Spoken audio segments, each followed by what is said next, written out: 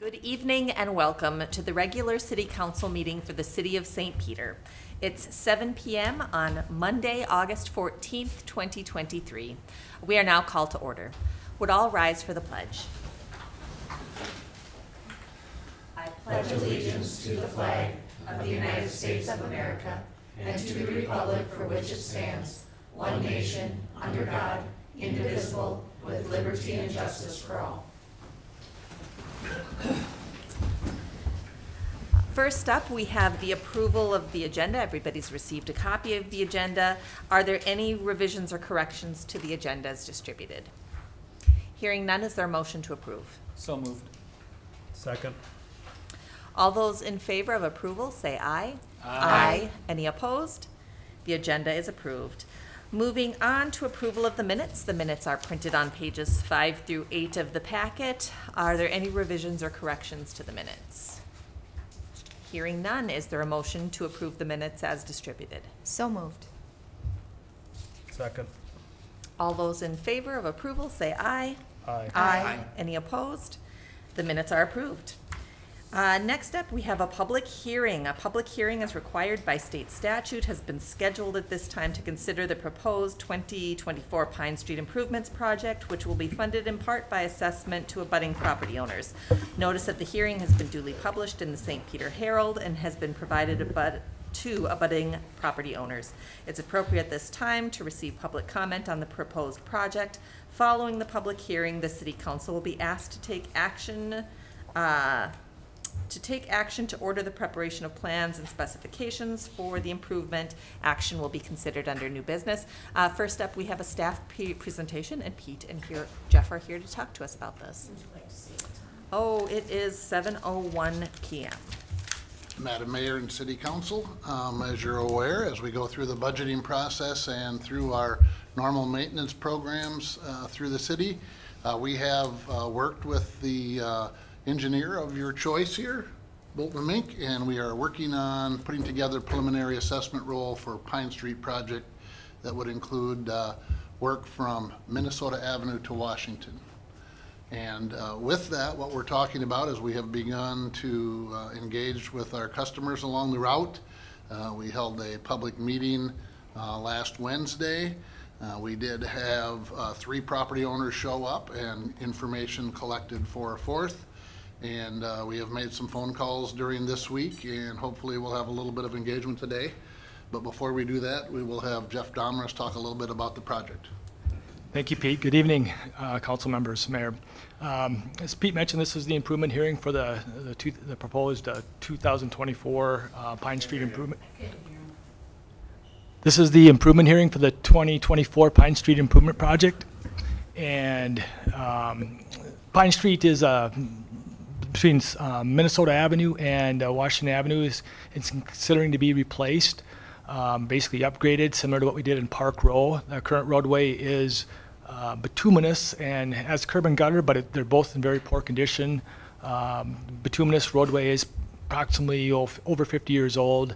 The city's done a good job of maintaining that over the years with seal coats, crack sealing, to gain as much life as we have out of that. We've also are proposing to replace the curb and gutter. Curb and gutter is the old style high back curb, well over 6 inches in height, typical of the 1940s, 1950s, 1960s when that was installed. So the roadway improvements include new bituminous roadway surfacing, new curb and gutter, new sidewalk, and then for utility improvements, we're looking at new sanitary sewer and water main. These run like the Park Row project this year. We only did some service work, but we're looking at replacing the mains, both the sanitary sewer and the water main. The water main is currently 4 to 6 inch diameter cast iron pipe and susceptible to cracking, breaks, and it's well over 50 years old. And the city's comp plan from 2007 recommends that segment of water main being upgraded to an 8-inch to help improve fire flows in that portion of town. So proposed improvements include upgrading the existing water main to 8-inch ductile iron, and then also upgrading the PVC sanitary, or upgrading the 8-inch vitrified clay pipe to PVC sanitary sewer. Storm sewer improvements are also proposed in there, similar to what we did on Park Row. Storm sewer is about 50-some years old, a little over 50 years old, but it's RCP, but at the same time, some of the structures are in poor condition, so it's proposed to upgrade those also. So in the end, essentially we'd have a brand-new roadway with new curb and gutter, new utilities, and I think the improvement cost, we estimated maybe about a total of 1.7 million or so, plus or minus, with all in costs included. But according to, based on what we found the project basically to be, from an engineering standpoint, necessary, cost effective and feasible. So at this time, if there's any staff questions, we'd be happy to answer. Otherwise, open up to the hearing. Any questions for Pete or for Jeff? We can certainly ask questions under new business as well. Thanks very much. Now we have time for public comment. Is there anybody here tonight who'd like to address the council on this matter? If you would just come up to the table, you'll need to give your name and your address, and we'll hear what you have to say. I couldn't hardly hear him, so if I ask questions, because I didn't hear what he was saying. But I'm Denise Blaschko, Dave Eidman. We live on Pine Street, and we met with them guys on Wednesday Do you about need their addresses? what we the need, sorry, we need your addresses for the 307 West Pine. Okay. And we were informed of the cost that it's going to cost each homeowner. And on ours, it comes to, it's over $10,000, and it could be up to 12. We're on a fixed budget, and from what I understand, this is not gonna make my house worth any more. So my house will still be based at what it is, and I'll be paying $1,000 more a year for my taxes. And my property does not go up at all. And my other concern is 13 years ago, they came to my house and a few others in the neighborhood and made us replace our sidewalks and curbs. I've already paid for that, and they're in good shape. The people across the streets, not so much. They didn't have to replace theirs. Theirs is not in good shape. But now you're gonna come and tear that up again and charge me again. And then there's a sidewalk from the curb to the sidewalk that they probably will tear out, and I have to replace again if I want it. Otherwise, it'll just be sod. I feel like I'm taking it up the butt. Sorry, people, but I guess I need a better explanation why the city is not paying more. Why is it going to fall on the homeowners? Pine Street homeowner? Like I don't understand this assessment thing, why it's the beneficial party. We're the beneficial party where, you know, as in comparison, school out there, we don't use the school. We've never been in the school and stuff like that, and that's a city deal. It's voted on and stuff like that, but here it just kind of, you know, falls on us instead of city public roadway type thing. And what the determining factors in determining why it has to be done. Is it a investigation into the lines and stuff like that, or is it just because they haven't been done for 50, 60 years? So I just don't know the answers to them, and I don't pretend to understand how the government works and the ordinances work, but it's just kind of confusing to me that here all of a sudden we're gonna be facing a $10,000, $12,000 bill that we may be help in a way of a grant or something like that, but we don't have any real answers on that. They came and put cameras into our sewer line, but they didn't do our water line yet, so we don't know if that's going to be the added. condition of that and whether we have to replace that or not. And it's just kind of a lot of unanswered questions that we're not really, you know, we'd like to get more information, I guess, and Well, I appreciate that you're hoping to get some more information. For the purposes of public commentary, we're not really in the position as members of the council to answer those questions, but what we can absolutely do is connect you with staff so that you can get more information about the project and the impact on you. So we've got your contact information. I'm sure Pete already has it, so we can absolutely have somebody follow up with you for more information.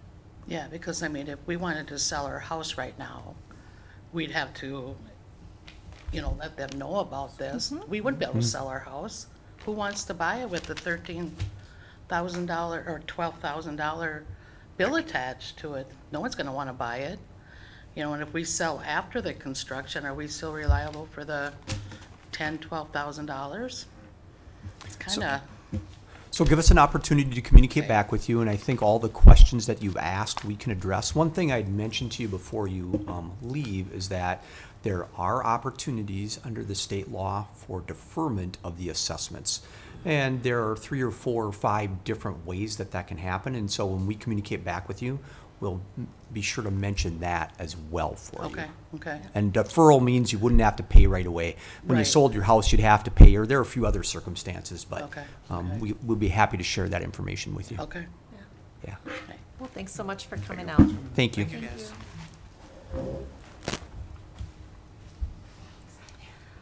Is there any other members of the audience who'd like to make public comment at this time? Yes, please.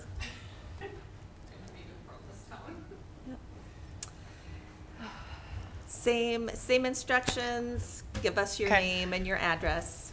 I am Samantha Call, and my address is 113 Pelican Court in Mankato.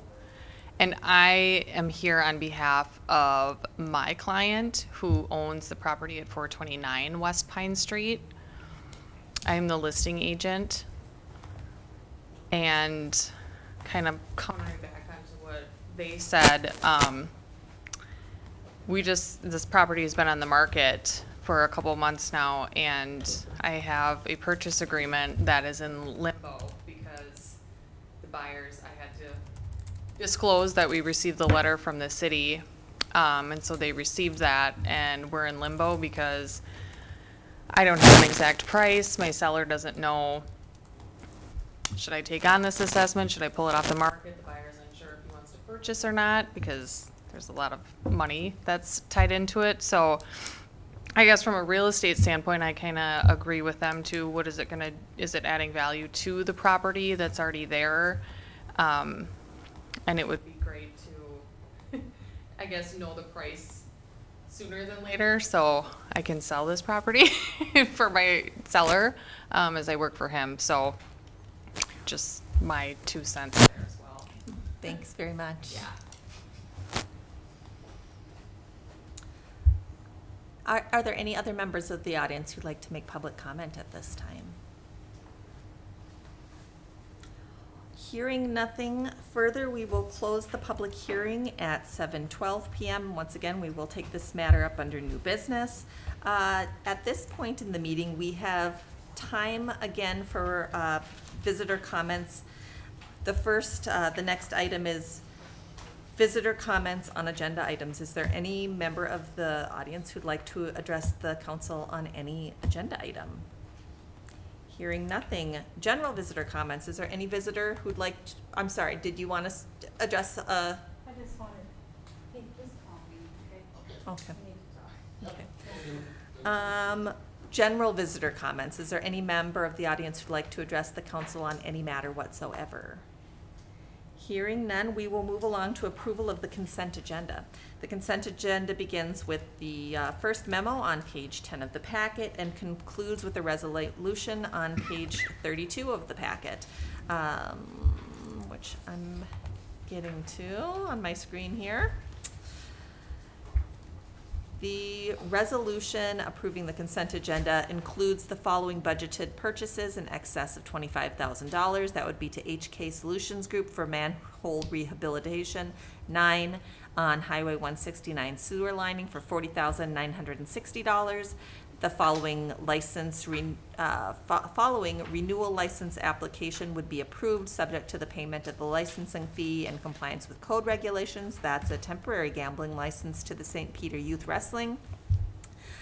2 employee appointments approved subject to successful completion of pre-employment and drug testing and a background investigation. That's Noah Meest for an infrastructure technician at a wage of $23.93 per hour, and Curtis Heinrichs, a part-time bus driver, at $23.47 per hour. And the following advisory board appointment, that would be Ken Rossow for the Tourism and Visitors Bureau, as well as the schedule of disbursements for July 20th, 2023 through August 9th, 2023. Are there any questions about any consent agenda item? Hearing none, is there a motion to approve the resolution? So moved. Second. We have a motion and a second. Call the roll, please. Councilmember Ramp, Aye. Councilmember Pettis. Aye. Councilmember Johnson, Aye. Mayor Noel. Aye. Councilmember Sherstrom. Aye. The resolution is approved. We have no items of unfinished business today. We're going to move on to new business. And first up is the adoption of a resolution accepting a 2022 audit. And that begins on page 33 of the packet. Mayor Noel and City Council, we're here, as you stated, to accept the 2022 audit results. I have Jim Eichten here. He is the managing partner for MMKR. He's been with the city a long time, 20-plus years. I think he's been our managing partner. So he will go through the audit results that came out of the audit that completed. We filed with the state last Friday. So. Thanks, Sally. Again, my name is Jim Eichten. I'm with MMKR CPAs, here to provide an audit report for the year ended December 31st, 2022. It is a requirement in state law that the city have an annual financial statement prepared. I have a copy of it right here. That particular financial statement is required to be audited by an independent certified public accountant, which is my role with the city. We also, as part of the annual financial report, are required to follow various audit standards that are provided by the American Institute of Certified Public Accountants, as well as the Office of the State Auditor in the state of Minnesota. Those particular audit standards include auditing your internal controls over the various financial reporting aspects of the city. We audit your controls over various laws and regulations that, again, relate to financial reporting. I'm going to have you click one more. It'll look like a nice slow draw. We also audit your compliance with Minnesota laws and regulations. The Office of the State Auditor provides us with a list of Minnesota laws that we test on an annual basis. And then lastly, we are required to audit your federal awards under the federal single audit standards if you were to receive more than $750,000 of federal revenue.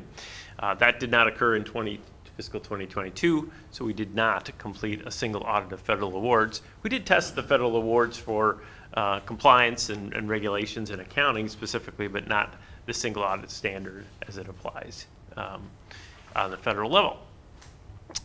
So we did issue, as part of this process, the financial statement, as Sally mentioned.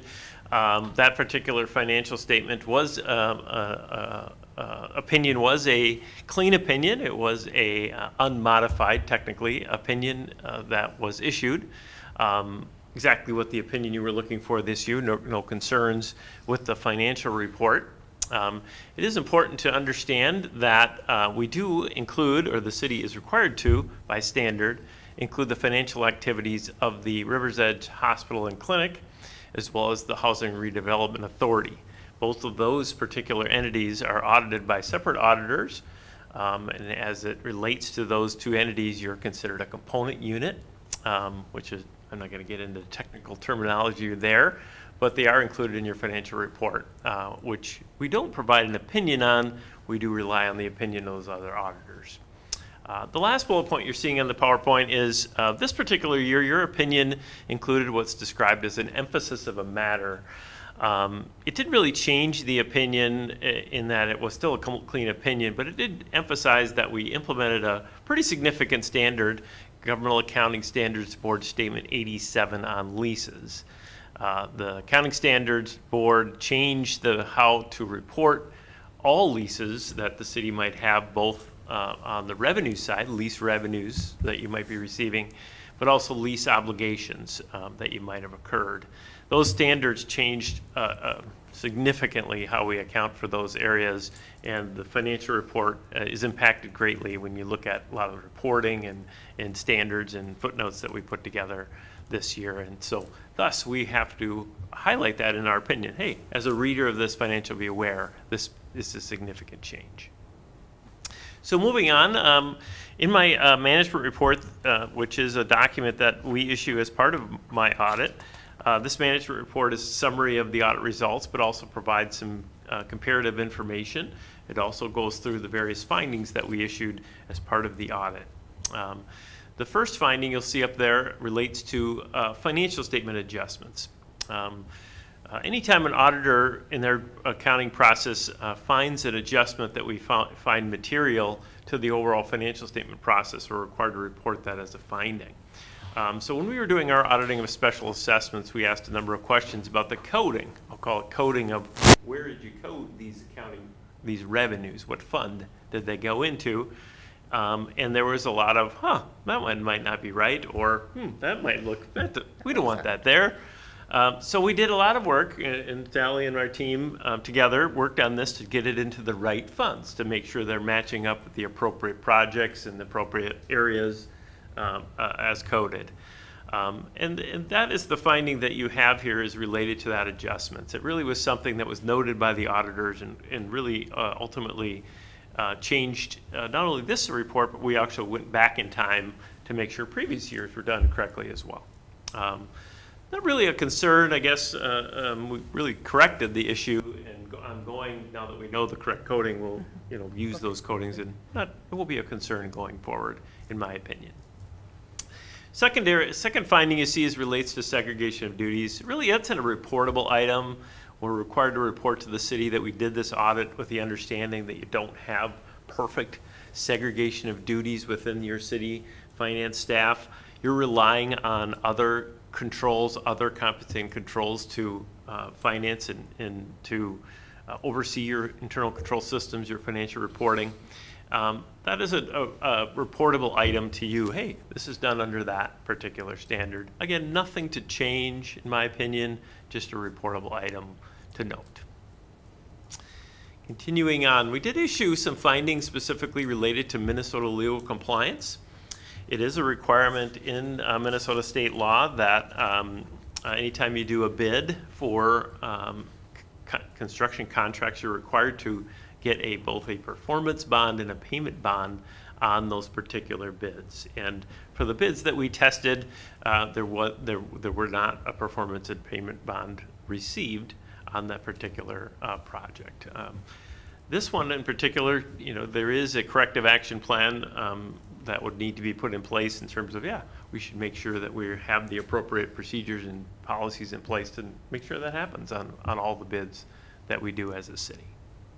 We did issue a corrective action plan, I believe, that you're seeing in this particular document on those particular items. The second finding you're seeing up there relates to subcontractor contract language. Anytime the city enters into a contract with a contractor, you're required to include language in that contract that states that the contractor is required to pay those subcontractors within 10 days. 10 days, right? 10 days after. 10 days, yes. Even I don't know all the rules. 10 days of them receiving payment.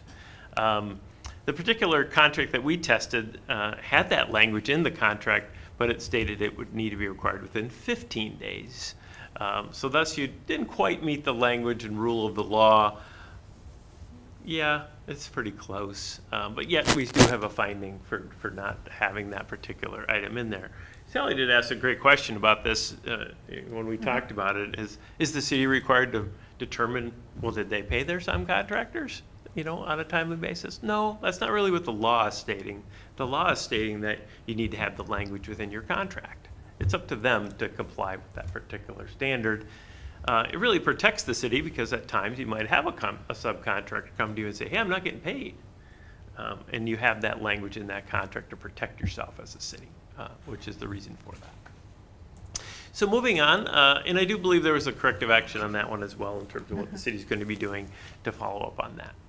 The reason I bring that up, my audit report does include a summary of various items And there's a longer list there on the PowerPoint. But one of the things that's important is to follow up on prior year findings. We're required to do that as an auditor. Go back to last year and determine, well, geez, we issued findings last year. We had corrective action plans. Did those continue to be findings?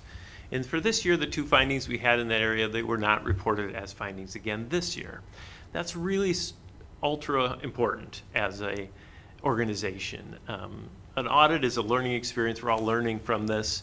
And the important element is, well, how are we going to correct the findings? And hopefully you come to the next year and you say, yeah, we corrected that. We didn't have them again. And it's not so much about the findings, it's about, hey, did we correct them? And that's what happened this year, and really has for all the years that I've been the auditor at the city. So continuing on, the second part of the audit really relates to the financial results of the city and some trend information specifically to those financial results. And we started up my management report by going into property taxes. Property taxes starts with market values of various properties. You can see here, this is a 10-year graphical presentation of the taxable market values in the city since 2013. You can see there that the city has experienced significant growth in overall market values, consistent really with what we're experiencing all across the state of Minnesota with market values.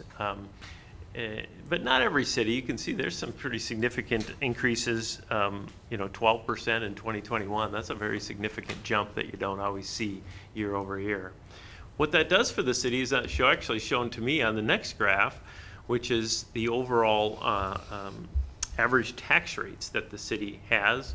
So this is the tax rates expressed as a percentage of net tax capacity. And you can see over the last 3 years, the city's average tax rate is flat. It actually went down if you went from one year to the next. It really is the same. But overall, the levies have actually been increasing to manage the city's budget. And so the market values are really driving the flat tax rate that you're having in the city, which is a very positive thing overall. You don't normally see, we're really not seeing declines in tax rates in general at the state. In this case, it probably has more to do with the school district than the city as a whole. So continuing on, we provide more information on governmental funds, some trend lines specifically to governmental fund revenues. We provide here, this information shows the city's revenues on a per capita basis in 2022 was $1,059.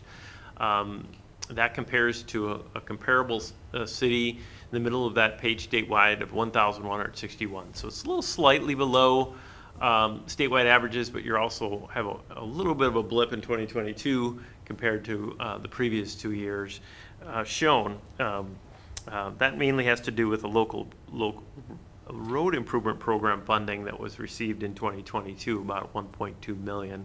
And that stands out in that particular graph in that intergovernmental revenue line. You can see that particular number driving that growth. You can also see in the, that's okay, Todd, you can, there was an actual increase in the franchise / other tax line for the sales tax revenue that you received for the first time in 2022. You can see it went from, it's $31 per resident when it previously was $9, and that's the sales tax you're generating on the fire station project that was approved by the city. So the next graph shows some trends in governmental funds expenditures. This particular graph to me shows, again, the city spent about $1,577 per resident in 2022. This number can go up and down dramatically depending on the activity on a capital level.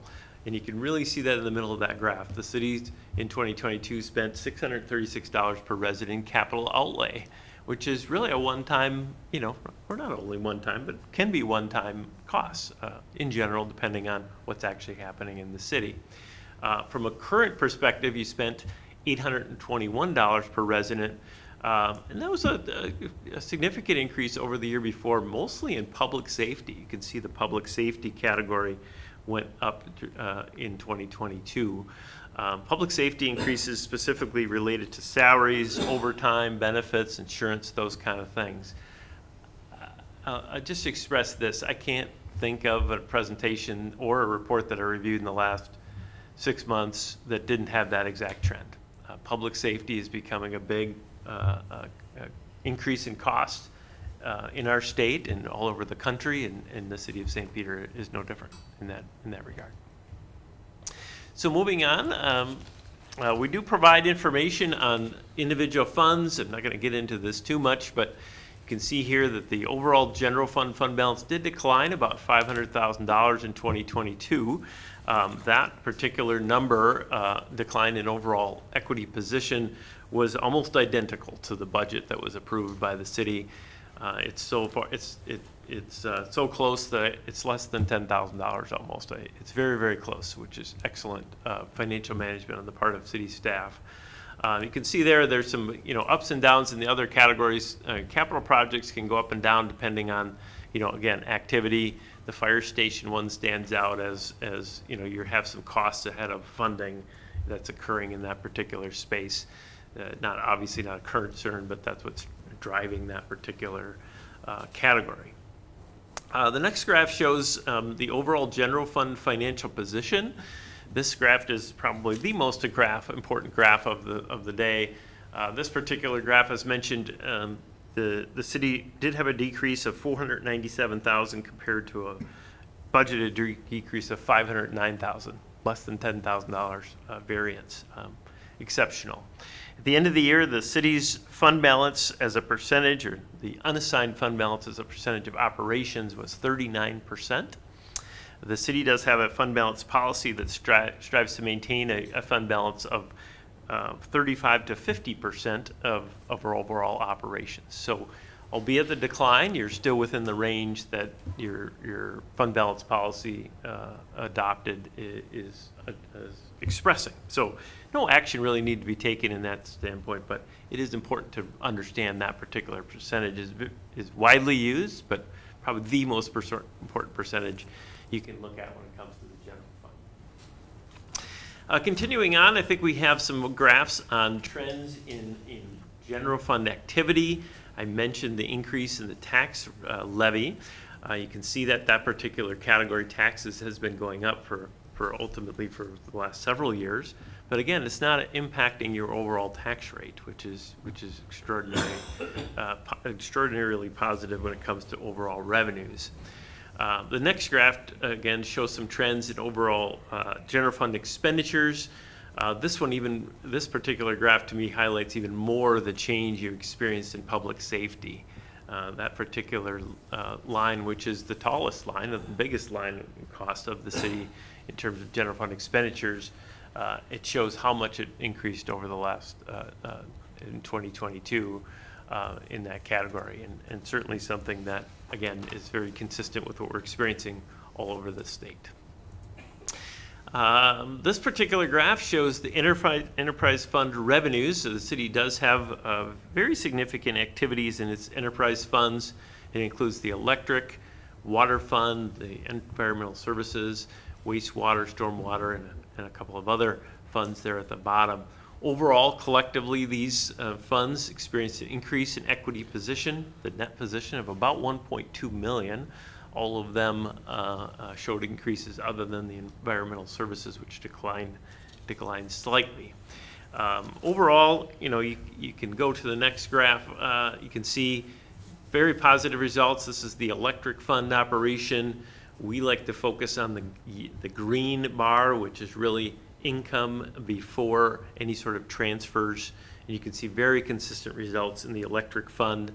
A little slightly different than the year before, but that had mainly to do with some rebates that were received by Southern Minnesota Power in 2021. The next graph shows the water fund. This particular fund, again, the green is the highlighted line that we like to focus on.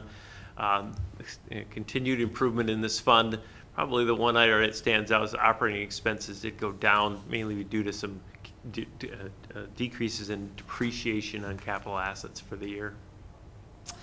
And then the last graph, I think, on this particular page is the wastewater fund. Here we're seeing, again, green line doing well.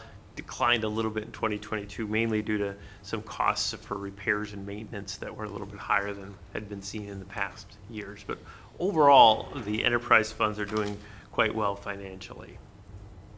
The last area I want to cover specifically relates to the outstanding debt per capita of the city. This has been a couple of graphs that we put in here on an annual basis to really show the overall debt position of the city on a per capita basis compared to some of the statewide information. This one shows governmental activities. The city's governmental activities debt was $900 per resident. The statewide average is about $1,716. If you go to the next graph, you can see that this particular, the enterprise funds had about $1,472 in debt per resident compared to $844 in total. What I want to point out that is probably a milestone that I can state, you can see the city's total primary government as a whole. The city has $2,373 per resident in debt when the statewide average is $2,560. If you look at that particular graph, you can see between 2020 and 2021, you actually crossed over that line where you're now below the statewide average. That hasn't been the case for, I don't know how long. Todd, anybody? 20+ years. It's been a long time ago. Since wastewater, yeah. Yeah, probably since the wastewater. And I bring it up mainly because I sat in Todd's office one day, probably a decade ago now, and he showed me some great projections on how he was going to manage, or how the city was going to manage this debt, and those numbers were pretty big. There were some pretty significant debt service requirements that came from some of that debt, and to see this here and how well the city's managed that is a credit to the city as a whole. To be below those averages is really a good day. It's a good day for the city when I see that. So that's the last, I think, presentation that I have. Yes, you can go to the next one. This is a summary document. We did issue a clean opinion on the city's basic financial statements. We implemented GASB 87, which is a significant item. We had the one reportable instance of noncompliance when it came to that special assessment accounting. We had the two legal compliance findings, which we issued some corrective action plans on. Followed up on prior year findings and had no findings. We saw that the city complied with the general fund balance policy with that percentage I talked about, and experienced the overall improvement in the enterprise fund with those positive operating results. So with that, overall very positive audit results again this year, in my opinion. With that, I'll open it up to the mayor and the council for any questions that you might have for me. Thanks very much, Jim. Questions for Jim or for Sally? Yes, I do. Well, I know we all have a role to play in this, but I also want to say thank you to Todd and to Sally and for our whole team that keeps us in really strong financial shape. As the time that I've been on the council, this has been very consistent, and so that's excellent. And thank you for a really great report and overview for us. And I just had a question related to when you submit the audit to the state. What happens after that? Do cities ever receive feedback or follow-up from the state auditor's office? Can you tell me a little bit more about that? I was curious. Yeah, so there is a requirement that the state, that we submit to the state auditor's office. We would be required to submit it to the federal government if you were to have a single audit, and you didn't have that, so there's no requirement to submit to that oversight agency, but you would be if you had over 750,000. Absolutely 100% the state auditor's office reviews this document. They're required by law and required by rule. In many cases, you hear nothing, would you say? Yeah, very, very rarely. Yeah. I would suggest in the last probably 5 years, it's becoming less and less. We hear less and less, meaning collectively.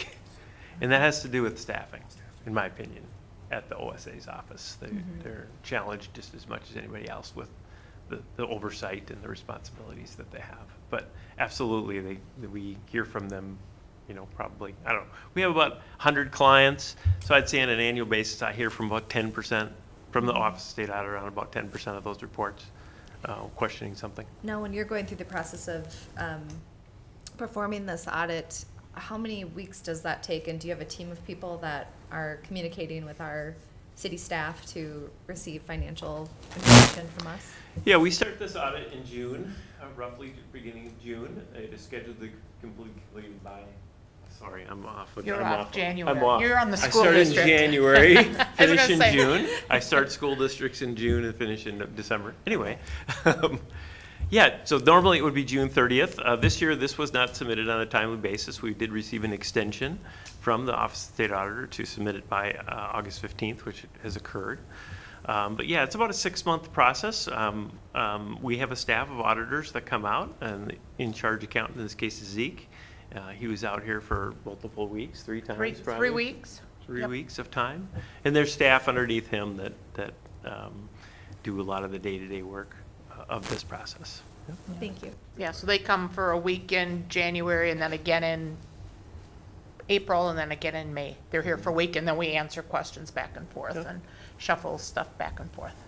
Thank you. Any additional questions or comments?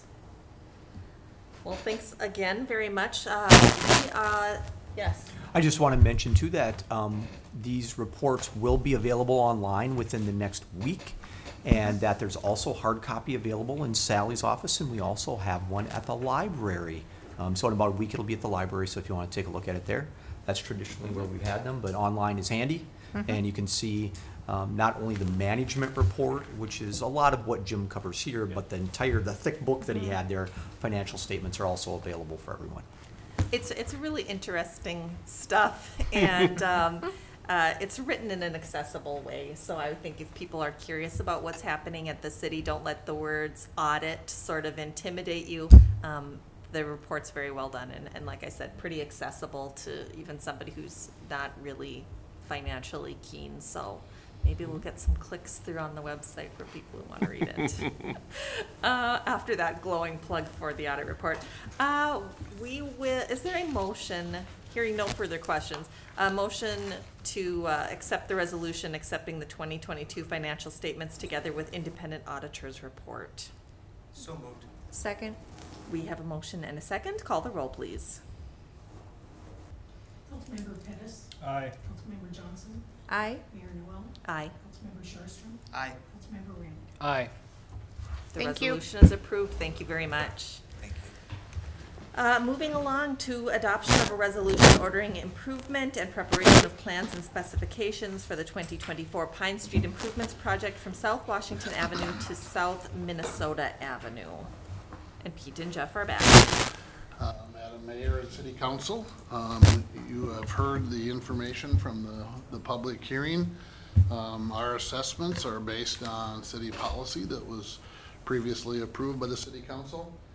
Assessments are sent to the property owners for the portion of the work that's completed in the right-of-way that we intend to assess.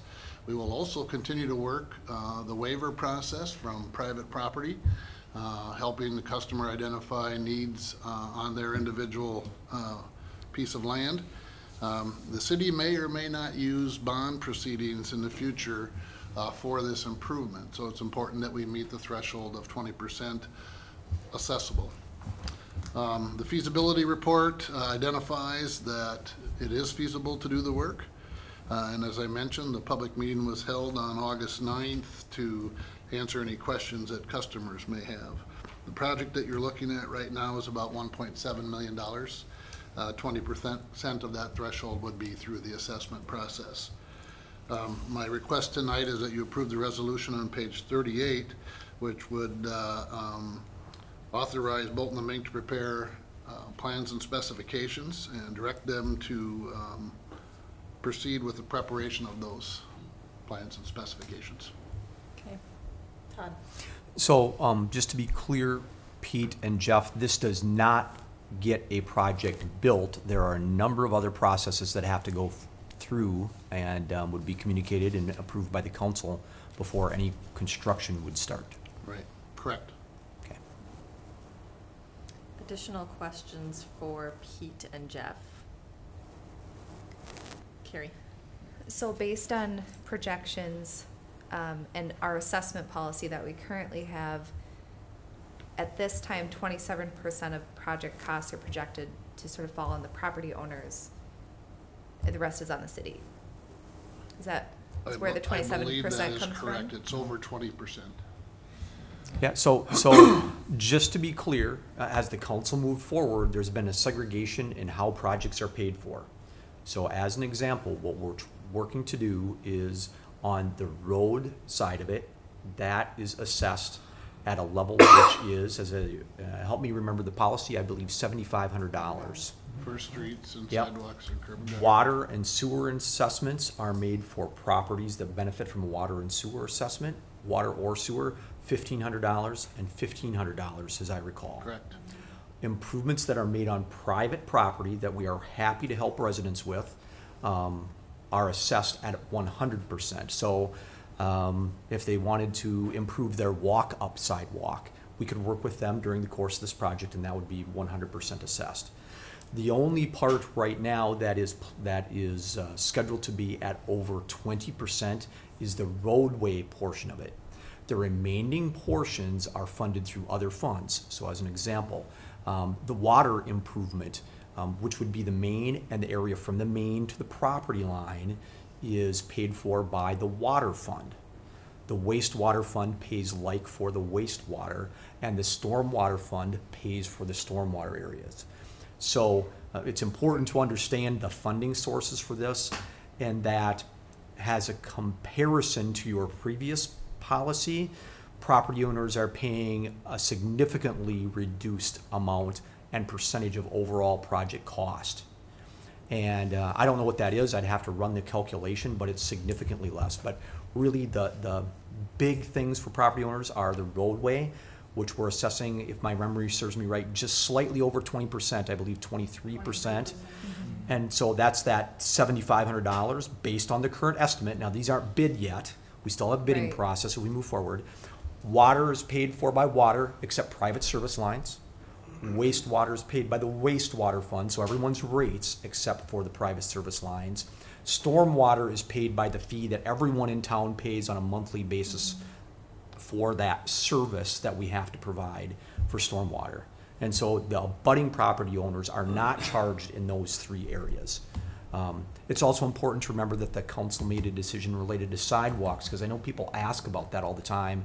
We have people that have voiced concerns in the past about, well, I don't want a sidewalk in front of my house, or in any event, the sidewalk, the decision was made at the change of policy, which was a little bit less than a year ago by the city council, to the city general taxes, so property taxes would pay sidewalk costs, not abutting property owners. Now, the exception to that are those walk-up walks and other things that are not part of what I would consider the sidewalk that is parallel to the roadway. And so that's how that policy fits Right. together. So I think that would be helpful to clarify for the folks that mentioned the sidewalk Yeah. issue. Yep. And that's an excellent overview of the policy. Where can a resident find our updated policy? Because we just worked on this. Yeah, so just maybe updated it. maybe one of the things that we can do to enhance that is make sure that people have a link to that as we visit with abutting property owners, so they can read it or see it for Right, themselves. because I think it's very clearly laid out in the table of who's Yeah. responsible for what. But just going back to my original question, what was the 27% figure that you shared? What's the context of that? I don't know that we said 27. Maybe I No, misheard. our overall goal is that in order to finance our portion of the project, we have to be above 20% assessed. Okay, Right. got Right. it. Yeah, the road Right. portion. And so to be clear, so let's talk about that just for a moment, because I Right. think that might be helpful to just have a remembrance of how that was put together.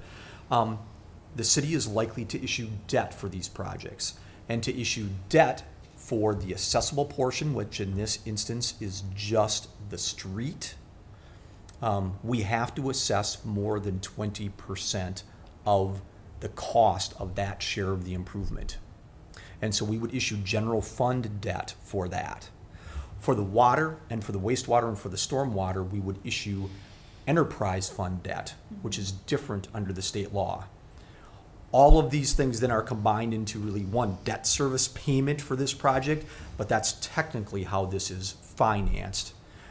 There are some areas where on occasion we end up paying cash, reserves, use of reserves. Some of that is yet to be determined based on how the project unfolds and what the bids come in at and what segment of bid costs what.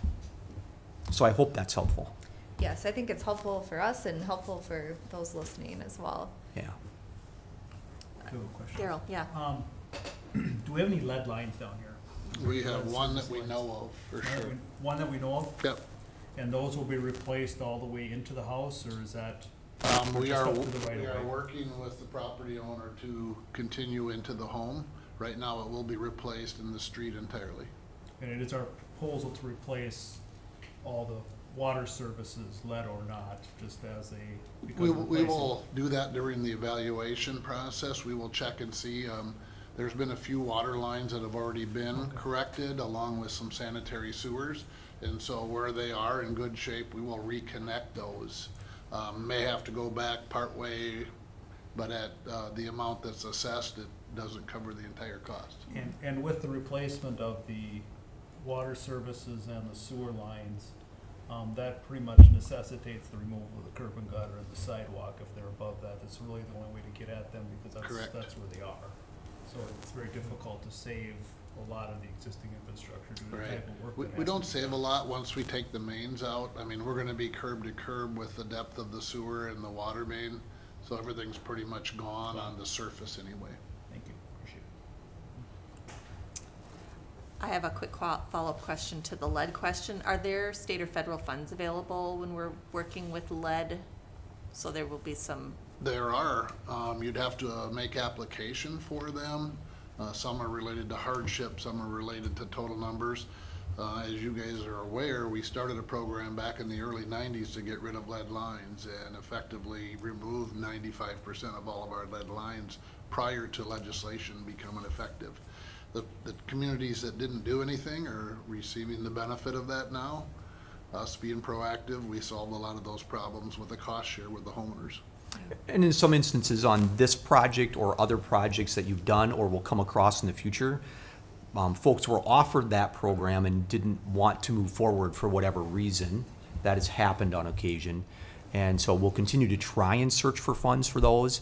But you had a very robust program at that time to encourage losing those lead lines, getting rid of those lead lines.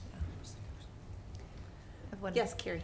So if there are folks who still would like to contact you to get their questions answered, how can they, what's the best way to reach city staff? Call Public Works. Our staff is going to be making contact, if they haven't already, leaving the information on where they're at and determining the scope for each property. Great.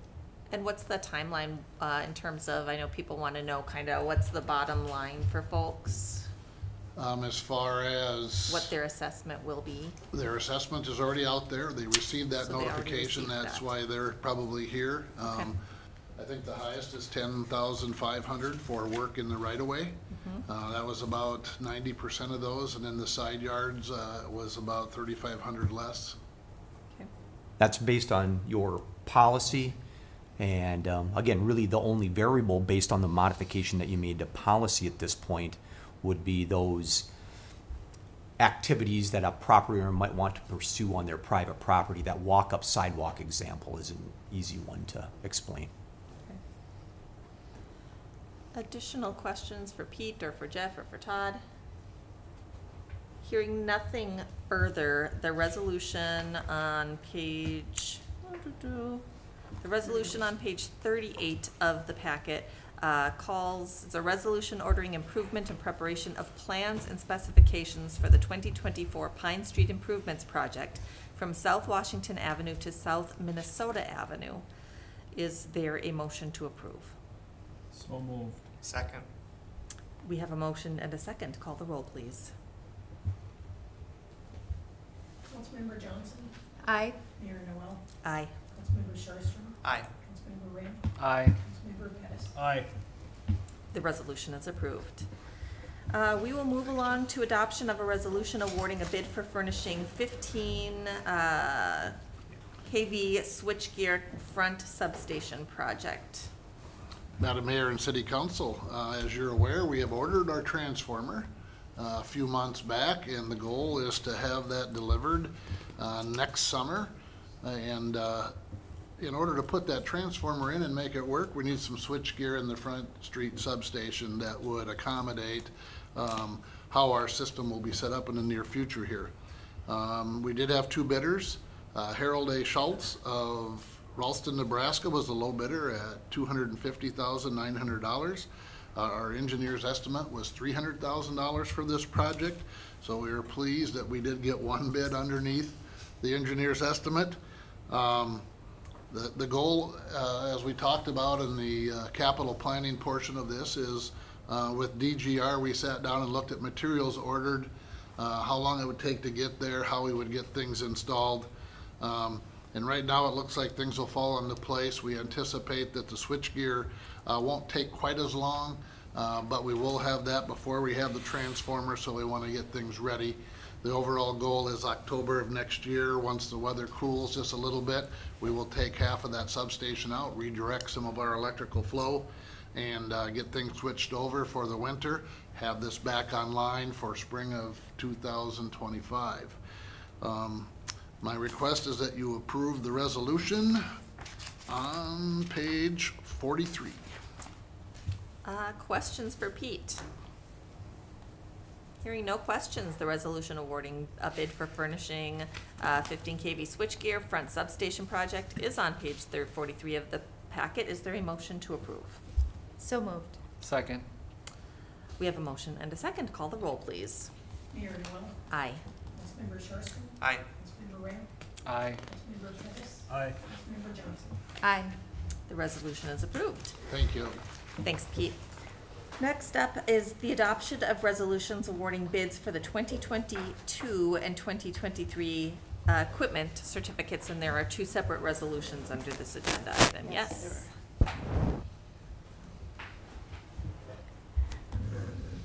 Madam Mayor and City Council, I'm here tonight to present the results of the 2022 and 2023 equipment certificate bids on pages 44 and 45 of the packet.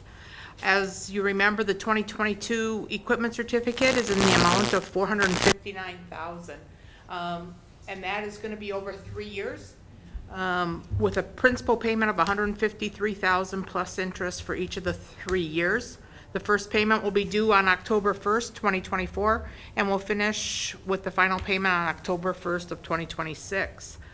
The purchases approved by the general fund was on December 13th, 2021, and a reimbursement resolution was passed on May 9th of 2022. We did this because of the fire station temporary financing. We were going to butt up against our debt limit for the year. So we decided we would reimburse ourselves for this. We would wait a year to actually issue this equipment certificate. So that's why I'm here tonight asking for that approval. What was included in the equipment certificate for 2022 was a squad car for the police for $34,000. For streets, a $250,000 snowplow tandem truck. For streets, a $50,000 Roscoe sweeper. Again, for streets, there was a $60,000 5-ton patch trailer, and for parks, a $65,000 infield maintainer. We sent out formal bids to 5 of the local banks, and it was also posted on our website. Pioneer Bank, CCF Bank, and Bremer Bank and First National did not bid on this first one. So Hometown Bank was the only bid we received. So I am asking you to award the equipment certificate to Hometown Bank at an average interest rate of 6.05% for 3 years. Total interest cost will be $55,309.10. The 2023 equipment certificate is in the amount of $660,000, and that's going to be over 5 years with a principal payment of $132,000 plus interest for 5 years.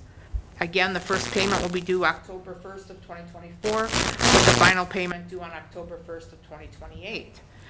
Purchases were approved in the general fund budget again on December 12th of 2022 for the following purchases: a tandem truck for $295,000, community center chiller replacement for $275,000, and pool painting for $90,000. Again, we sent out 5 formal bid proposals, and it was posted on our website. Pioneer Bank, CCF Bank, and Bremer did not bid. First National and Hometown Bank both put in bids, and the low bidder on that was First National Bank, and I'm asking you to award the bid at an average interest rate of 5.36% for 5 years and a cost of interest of $107,580 versus Hometown, which was $117,414. Again, there are 2 resolutions.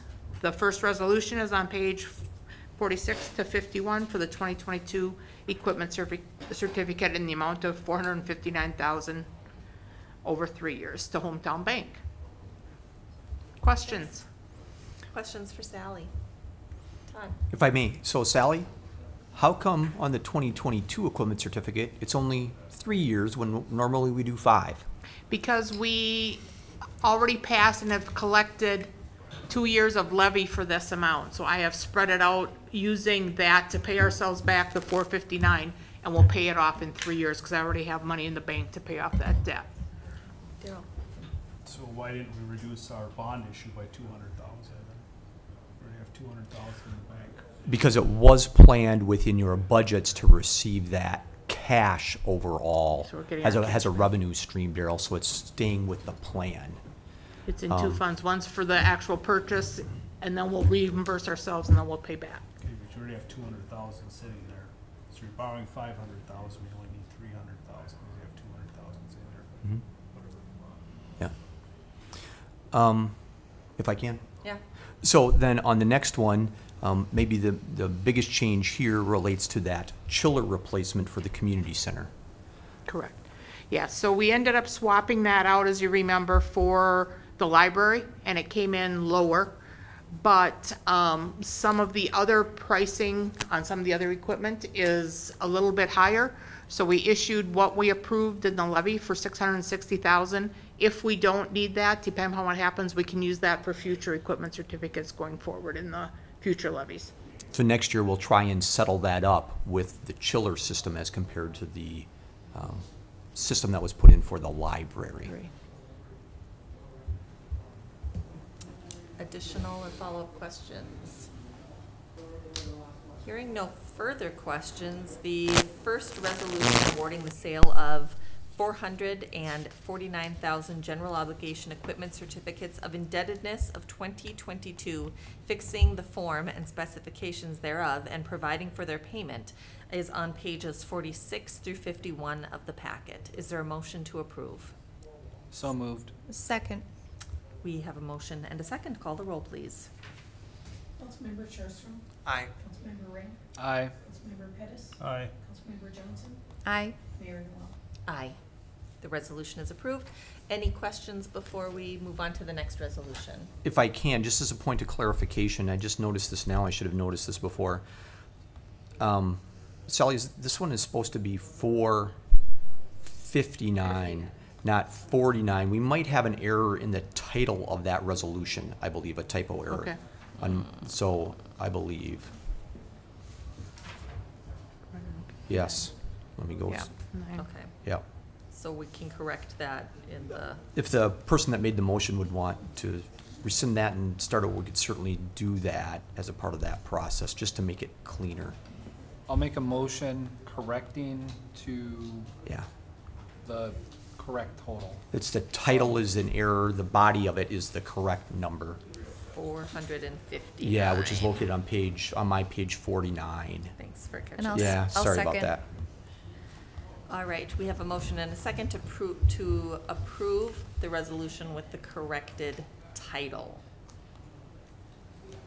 Okay, you already moved it and voted on it once, so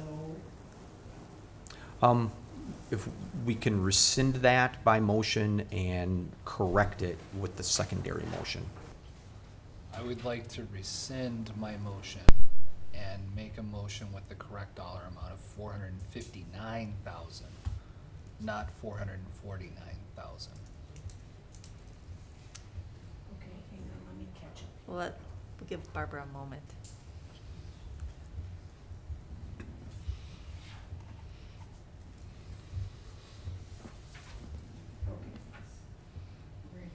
All right. Do we need a second A to that? second. All right. Call the roll, please. Councilmember Ramp, Aye. Councilmember Pettis. Aye. Councilmember Johnson, Aye. Mayor Noel, Aye. Councilmember Sharpster. Aye. All right, that resolution is approved. Are there any questions before we move on to the next resolution?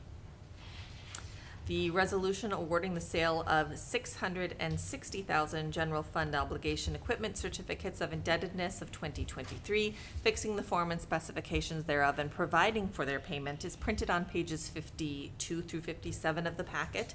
Is there a motion to approve? So moved. Second. We have a motion and a second. Call the roll, please. Councilmember Pettis. Aye. Councilmember Johnson, Aye. Mayor Noel, Aye. Councilmember Sharpster. Aye. Councilmember Ramp. Aye. That resolution is approved. Thanks, Sally. Next up is the adoption of a resolution authorizing installation of traffic control device on West St. Julian Street. Members, this is an item that you talked about at your goal-setting session, and Councilmember Pettis notated that we were not following, the city administrator was not following the city code in this instance, and so the city code is included on page 59 of this, which requires that any traffic control devices, which these no parking signs or 2-hour parking signs are parking or traffic control devices, fall into. This has a little bit of a story to it. This was originally requested by Alumacraft based on the fact that as they've expanded and increased their population base and experienced a growth in their parking area, they've had employees that want to go into their, what I would call their primary building, and the new part of their parking lot is quite a ways away from that, and so they have been parking on the street, causing challenges not only for Alumacraft, but traffic in that area, really driven by as cars park what I would call on the south side of the street adjacent to the wastewater treatment plant. People get out of their car and go back and forth across the street. And that happens more than a couple times a day as people might take a smoke break or go for lunch or do those types of things. So as that request came forward with staff reviewed that, certainly encouraged the folks at Alumacraft to direct their employees where they can park. But we still continue to view this as being a safety issue. And so based on the past practice that had gone on, which of course was not in conjunction with the ordinance, staff provided for, and I provided for approval of signage in that area, which is primarily on the north side of that street from Galt to Swift Street, 2-hour parking with one small area of no parking closer to the water fill station. And then on the wastewater treatment plant side, was no parking. And so, since it was correctly pointed out that this requires council action, the recommendation's been brought before you.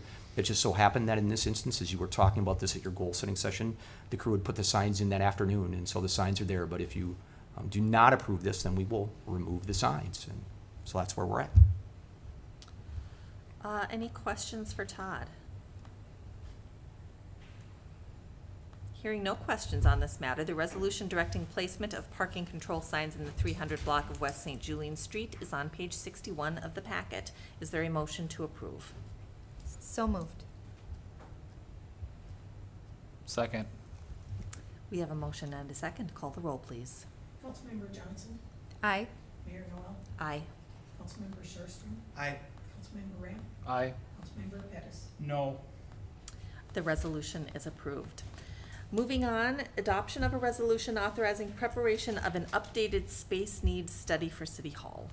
Mayor and members, this is a discussion that you had at a workshop and is really driven by a tour of City Hall that you had previously where we provided you some information that was done, a space needs study that was done, and location study that was done by Paulson Architecture now a little bit more than a dozen years ago. And so the council asked that we look towards Paulson Architecture, which now has been merged with or bought by or sold to ISG, and so are now part of ISG. And so this is the result of that discussion with them. They're proposing $12,000 to provide for that study. The scope of the work includes looking at future needs, a review of the current square footage, use of generalized standards for assessing that square footage. So as an example, how big should a conference room that seats 12 be? There are some standards that architects use for those types of things. And then also provide us with a determination of some other possible alternatives, whether, as you know, the previous study indicated enhancements to the current site, but it did also review other potential sites as well. This also would include a generalized cost estimate on a square footage basis. So this gives you some things should you choose to move forward in the future to plan with or maybe plan against, depending on your perspective, knowing what costs might be and what's suggested by the architectural firm. The resolution's included in your packet, and I'm happy to answer any questions that you might have. Questions for Todd? Carrie? From your recollection, the previous study, when that was done, the council at that time decided not to move forward and likely prioritize other projects? Yeah, it was really, from my perspective, about prioritizing other projects. There were a number of different things that were in the works, and certainly City Hall works, maybe not well or not planned for the future. The spaces are not always well suited for the purpose that they are serving currently, but it works. And so it wasn't prioritized by the council at that time. Thank you. Daryl? Will they include a off-site study area to move this off-site off the current site? Yes, so I think they'll do that in two ways, Daryl. One of which will be, as they did in the previous study, look at a couple other possible locations in the downtown area and see if it might be suitable for that. And then look at, if we were to build a brand new building on a greenfield site, what you might expect for a cost for that based on the square footage needs that are determined as a part of the study. Thank you. Yep. Appreciate that. And I just want to point out that in advance of considering this, the council did have the opportunity to tour City Hall, and so we got to see all of the spaces, and so we have seen them firsthand, and I think have some understanding of some of the limitations of the current space. Yeah, we included in this packet the study that was done, again, about a dozen years ago here. And so it gives you some idea of, and frankly, in the last dozen years, the space utilization hasn't significantly changed. There hasn't been significant growth in your staff or any of those things. So I think a lot of these things probably hold pretty steady. But I guess that's why you do a study, right, to determine whether that's accurate or not. Any further questions? Hearing none, the resolution retaining ISG Architects to prepare an updated space needs study for City Hall is on page 90 of the packet. Is there a motion to approve? So moved. Second. We have a motion and a second. Call the roll, please. Mayor Noel, Aye. Councilmember Sharpston, Aye. Councilmember Ramp, Aye. Councilmember Pettis. Aye. Councilmember Johnson. Aye. The resolution is approved. Moving on, adoption of a resolution adopting an updated position description for maintenance engineer. Mayor, members, this is an item that you've discussed at your workshop and is similar to items that we bring to you on a regular basis when we have changeover in staff in specific positions. We bring this back to you. We do, as a matter of practice, a review of the job description. The job description that comes before you is a job description for maintenance engineer, which are the folks that help take care of the custodial and some of the light maintenance duties within the buildings. And so this is a part of that. As I mentioned in your workshop, there are a couple of changes, but nothing that I would view as being substantially significant to the overall performance or expectations of duties. But certainly we do an update, and the last time this was updated was almost a couple of decades ago. And so it's appropriate time for an update. The information's included in your packet, as is the job description and a resolution at the end of that, which I believe is on page 94, I think, if I remember right. So close. 95, thank you. 95. Questions for Todd? Hearing no questions, a resolution adopting the modified position description for maintenance engineer is on page 95 of the packet. Is there a motion to approve? So moved. Second.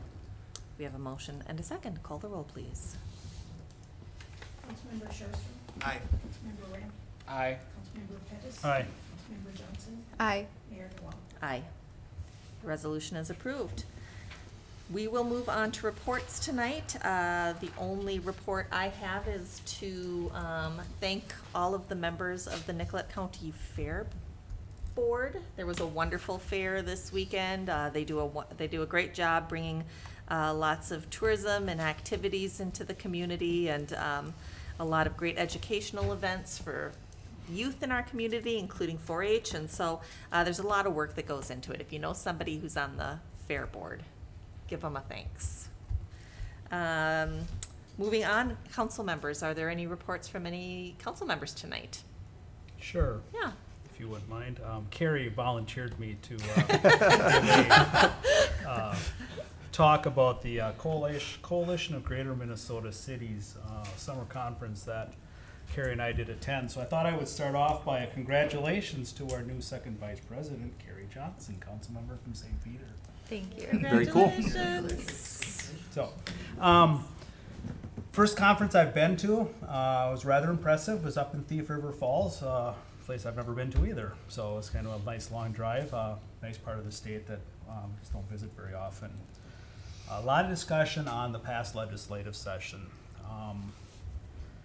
Housing. A lot on housing.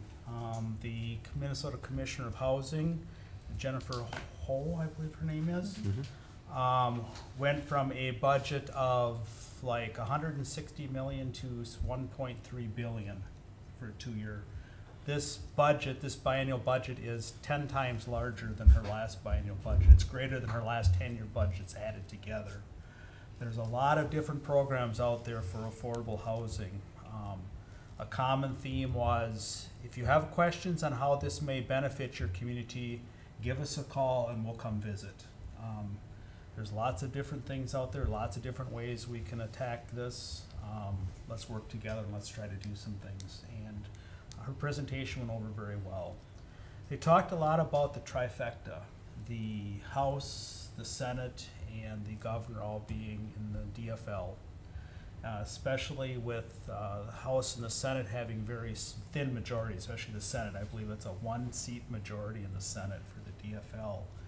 And they really, really hung together and had an agenda, and they got most of their agenda done. So it's a common theme that there's some things out there that are going to have to be fixed in the next session. They realized that there was some, I maybe wouldn't call them mistakes, but some things they've overlooked that will be taken care of. There probably will be another bonding bill coming in 2024. 24 is the second year of the session. Look for a bonding bill. Look for a rather substantial bonding bill. Trying to read the tea leaves. There's some animosity between the two parties, what was done and what wasn't done. Things are going to be a little rocky. If they don't hold together, there won't be a lot that gets done.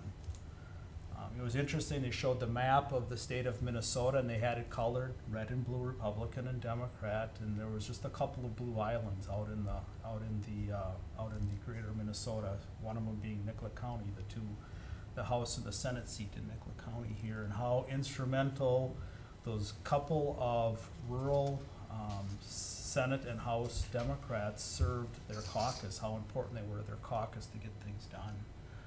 Without them, it was really going to be a very city-centric legislative session. So a lot of new programs, back to housing, a lot of new programs out there. There's an infrastructure program that may be a benefit to us. There's some other, there's some childcare things within housing. Look for a lot of things to come. On the maybe not so bright or not so rosy things is there was a lot of labor provisions passed this year. I believe they said there was 45 different changes to public labor and labor provisions. Everybody was asking, well, how are cities going to deal with the leave? Is it not sick leave, but the paid family leave. Paid family leave. That comes in like 26. And that was like, yeah, we know what's out there, but that's like 80 items down on our list on things to deal with. You have things to deal with. There's like 30 of them that went into effect in July 1st. You need to deal with those first of this year. Don't worry about that. We'll get that one worked out as we have time. But there's a lot of different labor provisions, a lot of different leaves and things like that. So all in all, I thought it was a good conference, and I would like to congratulate Carrie on being elected to attend my thing here. So congratulations, Carrie. Thank you. That was a great overview from Councilmember Pettis. May I add just Yes. a couple tidbits? So at the end of CGMC conferences, there's always a business meeting. So the one at the summer conference is related to the budget, and then there'll be a call to council members to join the policy committees, and then those policy positions, what came out of that committee will be a part of the fall business meeting. So if you want to attend the fall conference, I believe that's in Wilmer this year, and then also save the date for CGMC Legislative Action Day, which is March 20th, which is a great opportunity for us to advocate with our state legislators on our priorities in St. Peter. So, thank you. That's It's a great conference. Good, great. Thanks for representing St. Peter, both of you. Any other council members wish to report tonight? Then we'll give Todd a chance to report. I do want to mention the Recreation and Leisure Services Director recruitment. Council members received information on their desk, but you received some other information previously via email. So if you're cramped for time and available, we would sure love to see you at 3 o'clock on Thursday for the interviews of the candidates. Certainly any of the rest of the public opportunities, including the opportunity that is Thursday morning for the public. And we've invited folks like the Friends of the Library, the Softball Association, all kinds of groups have been invited to participate with a meet and greet of the 5 candidates that we are now planning to interview. Part of that will include just that kind of one-on-one visit, but also an opportunity for the candidates to stand up and introduce themselves and talk a little bit about recreation. They're given a question and they talk for a few minutes. And part of our goal there is to hear what they have to say and test their ability to talk in front of a crowd, whether it's the Lions, who are always a very tough crowd, or others. And so we want to make sure that people can get to meet them a little bit and provide a feedback opportunity. Council's opportunity to interview them individually, again, occurs on Thursday. We'd love to have you there at 3 o'clock. The first interview is at 3:30, but we have some organization things to do prior to that, so we'd love to have you there then if you can. We know that there are a few that cannot. Ultimately, then I interviewed them on Friday, and within the next week or two, based on the discussion that council and the city administrator have, we kind of narrow that field down and we do some additional background work. And it's my job then at a future council meeting to make a recommendation to you about who to hire for this position. You have certainly some very talented folks which have great background on paper. Our goal in doing the interviews is to see who fits with you and your community, and not only what you think, but what the community thinks about potential candidates. And so that's part of the activity, very similar to the process that you used when you hired your community development director, when you hired your public works director, when you hired your police chief, when you hired your finance director, when you hired 100 years ago the city administrator. And so that's been a really successful process for you. And so it'll be fun, and it's a great opportunity to show off your community and get to know folks, and for them to get to know you. Ultimately, that's what we're looking for. So I'd mentioned that. Construction update. Pete, I'm going to hit on Pete for a couple of updates, one of which is Pete, roundabout by McDonald's there at St. Julian, Old Minnesota. So give us an update. When's that starting? I heard there was a sign. There's a sign up there. There's a sign. Yep. So we're looking to have our pre-construction meeting this week. We do plan to close the road down on Monday, August 21st. And so passage there, pay attention to our website. We'll have some detour information up on where that's at. We do look at a 90-day construction window for that project, similar to what we did on Sunrise and Broadway last year. Same contractor that did that roundabout. So we're well prepared there, and we know what we're getting into. Seal coating. We begin tomorrow with seal coating. We were supposed to start today, but weather didn't cooperate too well. We do have about 2 to 2.5 days versus of application. So we might make it in 2 long days if the crew gets going and the weather stays great. Otherwise, it'll take a little bit of 2.5 days. We will start picking rock up a week from today. So the 21st of August, we will be picking rock up. So you'll see our crews out there. Please be aware of them. They should be well identified, but if you see construction activity going on, please be aware. South Minnesota Avenue, the MnDOT project that we're talking about. Utilities are installed, the service lines are connected now. They're going to be prepping street surface and sidewalk, curb and gutter. Still on schedule for that project as well. Park Row, we finished that up the end of last week. The street is open and traffic is flowing there. And then on 361, curb and gutter and sidewalk and driveways are going in this week. Asphalt will begin next week. So we're looking forward to getting that black here shortly.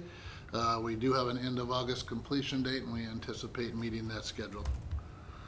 I think that covers.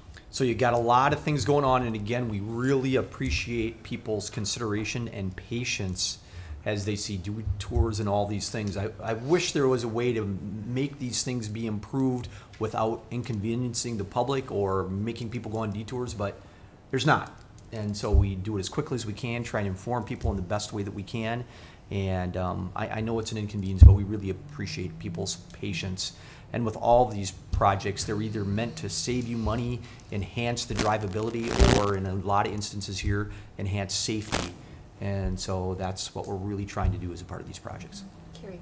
Well, and I just wanted to add to that, because I know I've gotten a lot of questions about their roundabout at St. Julian and Old Minnesota. And, you know, I think sometimes we have to make decisions for the future. It's not necessarily always for the here and now, although here and now matters when it comes to funding that's available and for planning purposes. So this has been in the works for a really long time. And I would really encourage folks, if they have questions about the why, please reach out to city staff, because there is a reason why these projects happen when they happen.